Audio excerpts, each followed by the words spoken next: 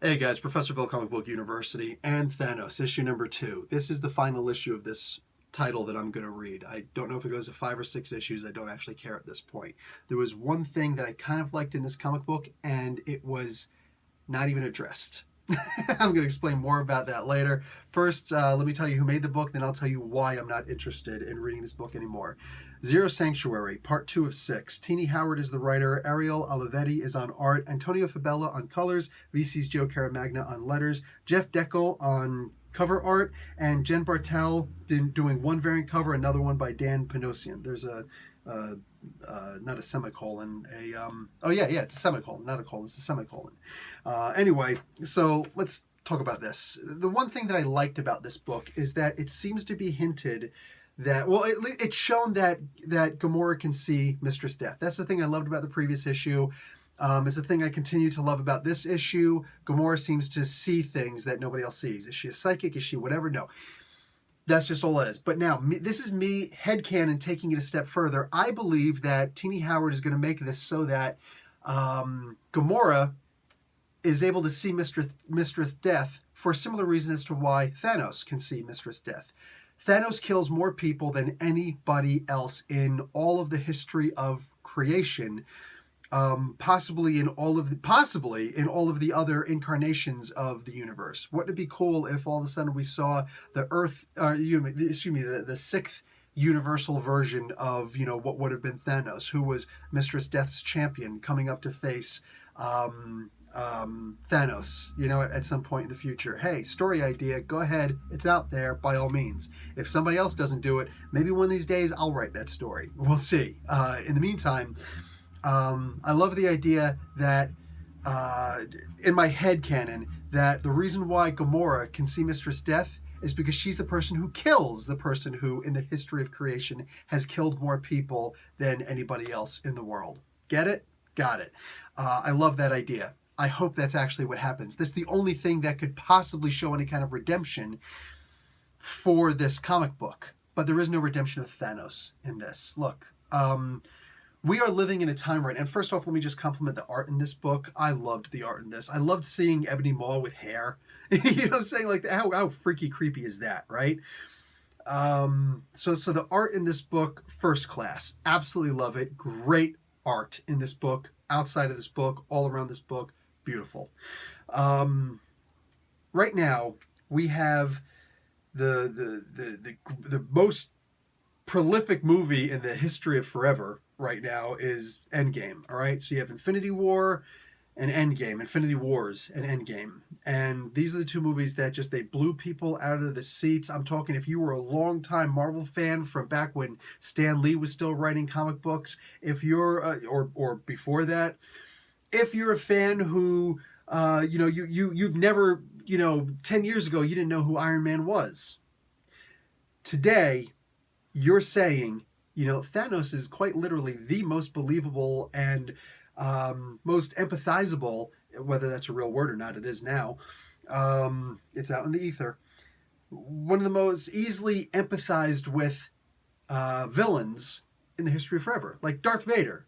No, shut up, man. You know what I'm saying? Like nobody knew, nobody really understood why Darth Vader was so evil, just that he was so evil until, 15 years later, they finally put out, they started with the Phantom Menace and then eventually the Revenge of the Sith, where you finally realized the progression of Vader, of Anakin into Vader, and then all of a sudden it's like, I hate you, that thing.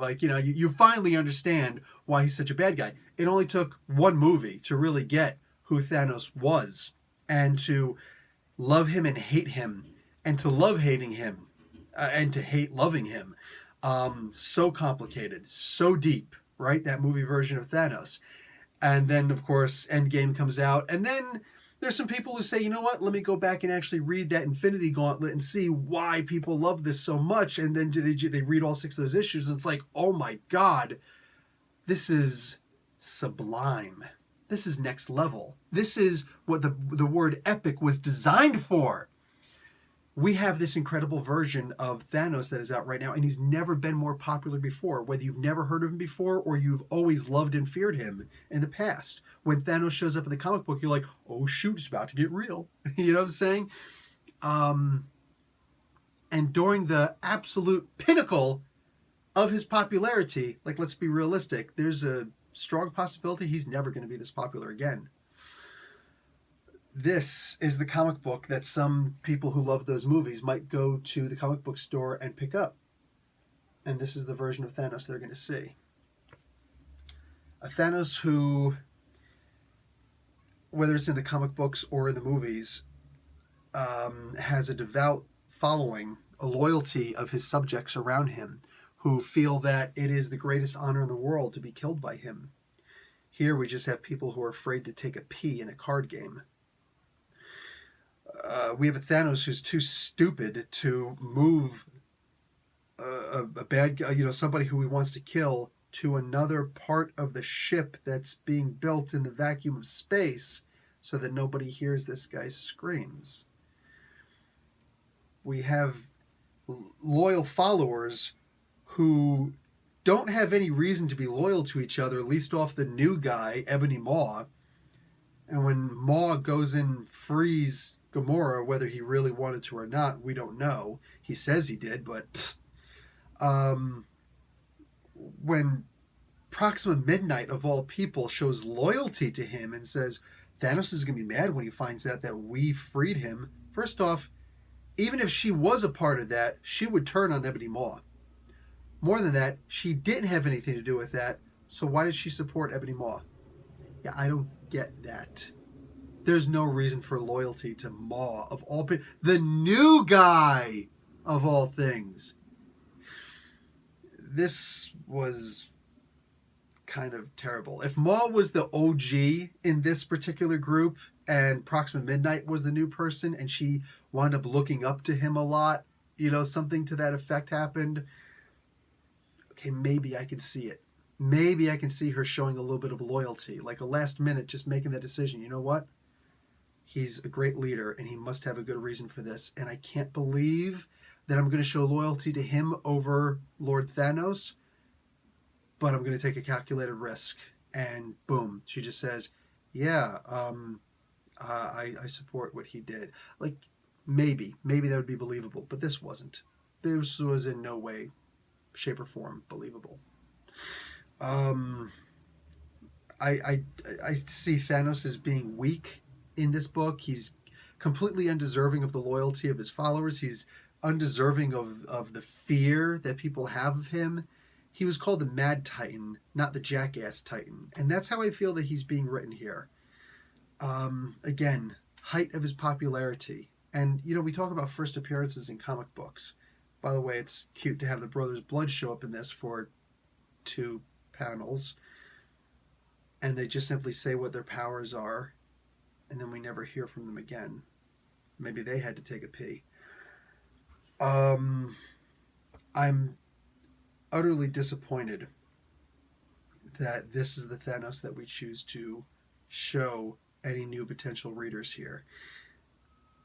I don't usually talk about the editors of the book because, I don't know what goes on behind the scenes and things like that, but I can't be sitting here reading off everybody who does a book. But you look at from the assistant editor all the way up to, chief executive editor, editor-in-chief, the chief creative officer. How far do you go? Who allowed this book to come out specifically during this time period where we have the most believable version of Thanos? I mentioned a first appearance. Bit of a trick. This is the first time in my life, my almost 44 years on this earth, where I have said what I'm about to say, that the movie version of Thanos, the movie version of anything, is better than the book version.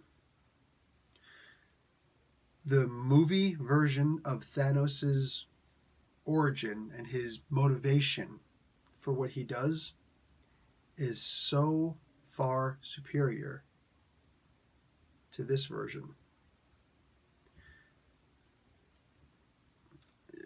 I cannot read any more of this book. To me, there is no redemption from this. There is no suddenly making Thanos cool, like, you know, oh no, he had a disease, or oh well, we're gonna make him strong all of a sudden. Oh no, no, the best way to make Thanos strong, like we've seen him in the movies, like we've seen him in the comic books before, is to act like this comic book never existed. This is a terrible representation of Thanos, and I cannot. Yeah, I feel like I'd be polluting my comic book knowledge by reading this any further. Just no. She didn't ruin Thanos. I'm not an immature little imbecile, you know, like, oh, she ruined my cat. There are a bunch of crybabies out there who are just a bunch of soft little snowflakes calling other people snowflakes. You're as weak as this version of Thanos. Thanos is not ruined in this comic book. No, rather, this version of Thanos, it's dead to me. I shun this version of Thanos. This comic book doesn't exist in my head canon. That's how I move forward. And that's it. Professor Bill, Comic Book University. Class dismissed.